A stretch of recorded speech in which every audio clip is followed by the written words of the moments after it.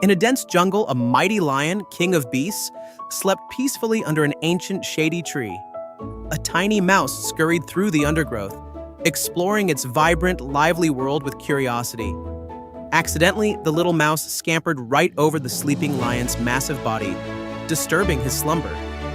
The lion roared awake, his powerful paw instantly trapping the terrified little mouse. The mouse pleaded for its life, laughing at the tiny creature's impossible promise to help. The lion, surprisingly kind, set the mouse free. Days later, a hunter's strong net ensnared the struggling lion, holding him fast despite his immense strength. He roared for help, his desperate cries echoing through the jungle. The little mouse heard them and ran swiftly. Without hesitation, the mouse began gnawing the thick ropes with its sharp, persistent teeth. Slowly, strand by strand, the strong net broke apart, freeing the grateful lion from his perilous trap.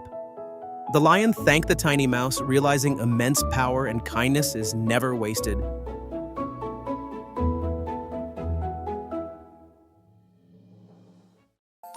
Doga wakes up, happy. Her money pouch jingles. Ding ding! A coin lands in her pouch. Doga loves saving.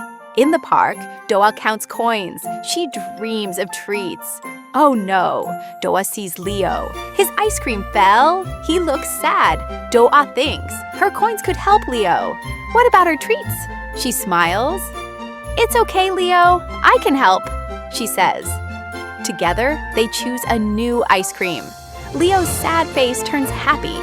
Leo shares a big lick. Thank you, Doga. He giggles. Doga feels warm inside. Helping a friend is better than candy. That night, Doga snuggles her pouch. Her heart is full of kindness.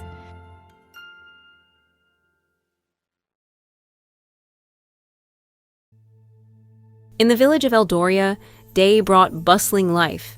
But as dusk fell, an ancient, unspoken rule descended. No chores after dark. Caspian, a young man brimming with questions, often chafed against this odd tradition, seeing it as mere inefficiency.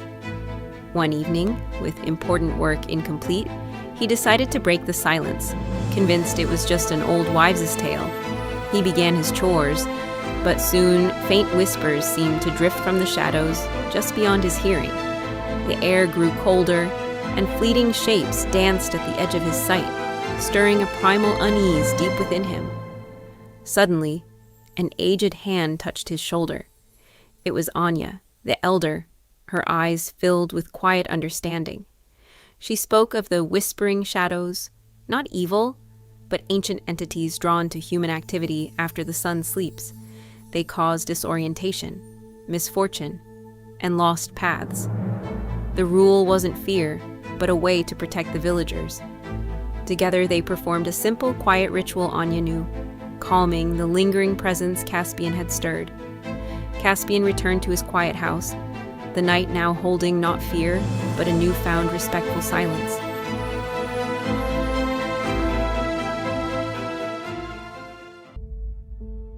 Lush Zambian village, but the central river, usually vibrant, flows with an unnerving, subtle sluggishness.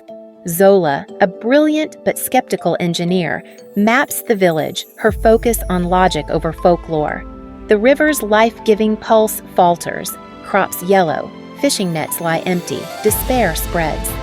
Baba Kwasi recounts ancient tales of the river's spirit and a broken pact of integrity.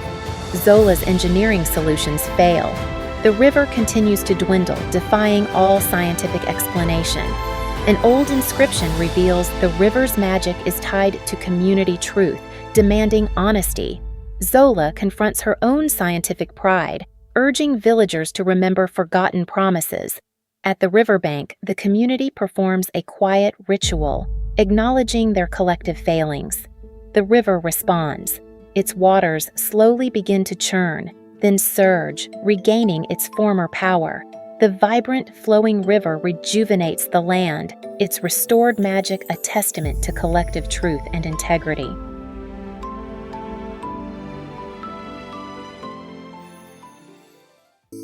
Little Mimi snuggled tight, purring softly. Oh, so bright. A gentle touch, A tiny tickle made her whiskers wiggle. Mimi stretched, a happy yawn. Pause needed soft.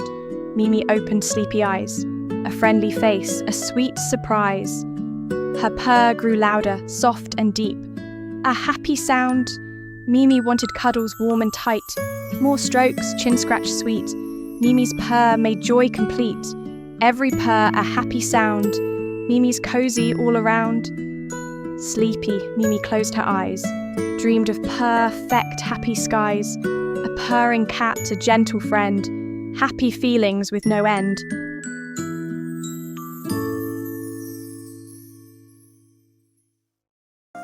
Massa, an 8-year-old, gently guides her younger sister Sham along a sun-baked road, their small hands tightly linked. Sham murmurs, "Massa, I'm tired.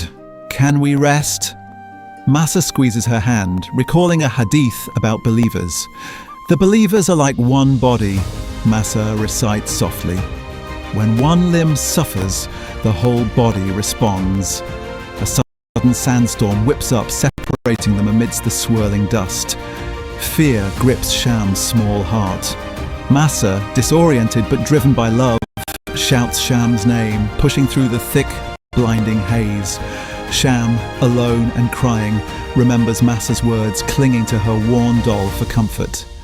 Guided by an instinct stronger than fear, Massa spots a small, familiar fabric doll half buried in the sand.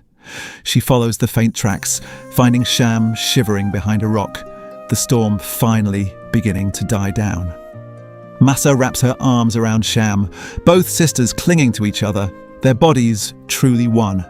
They continue their journey hand in hand, the Hadith's wisdom now a permanent, guiding light in their hearts.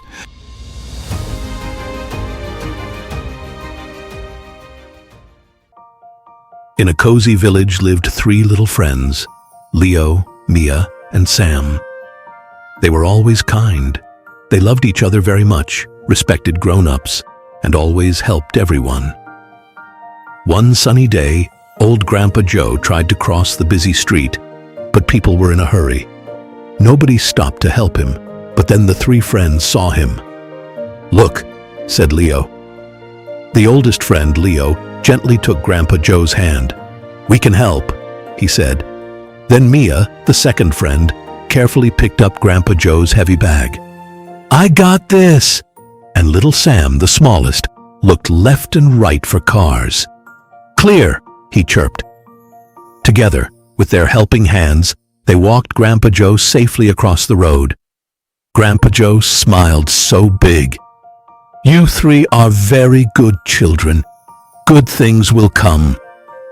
The 3 friends beamed and said, "We love helping. It makes us happy."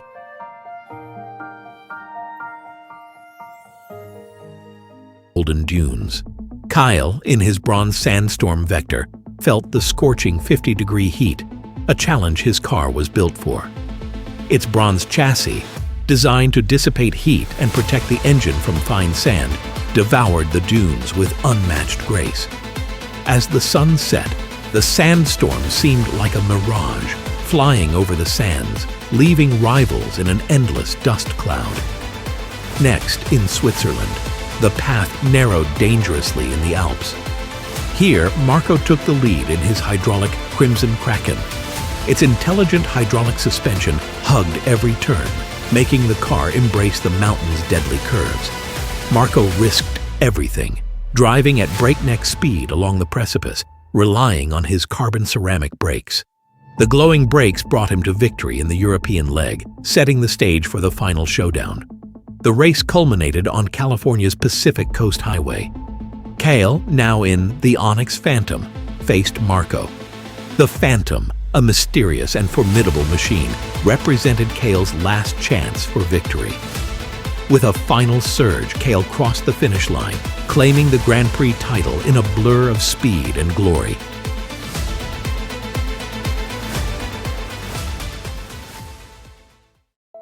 Sometimes, a feeling of not belonging aches, even when you try your best, leaving a quiet, crushing sadness.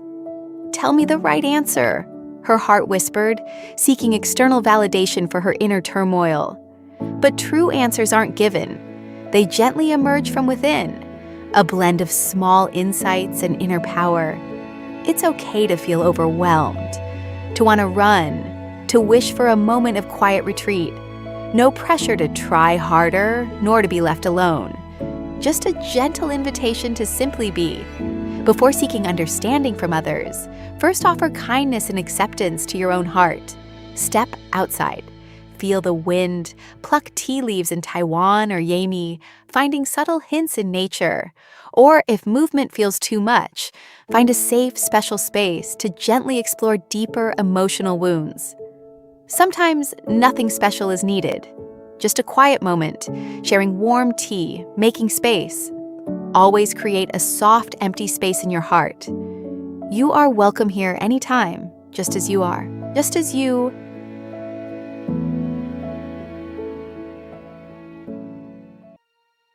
A fierce storm raged, wind howling and rain lashing down. On a dark, winding road, a big red truck lay helpless, stranded after an accident. But there was hope. The call went out, and Cekicl, the mighty tow truck, sprang into action without hesitation. Through treacherous mud and blinding rain, Cekicl forged ahead, its powerful wheels gripping the slippery road. Finally, it reached the red truck. Cekicl assessed the damage, its operator calmly planning the best rescue strategy. Strong, thick chains, ready for any challenge, were carefully unwound from Cekicl's powerful winch. With expert precision, the chains were securely fastened to the injured red truck, ensuring a firm grip. Cekicl revved its engine, a deep growl filling the stormy night, and began to pull with all its might. Slowly, inch by inch, the red truck emerged from the muddy grip, guided by Cekicl's unwavering strength. With a final heave, the red truck was safely back on solid ground, rescued and ready for repair thanks to Cekicl. For every unexpected roadside trouble, Cekicl is just a phone call away, providing professional help anytime, anywhere.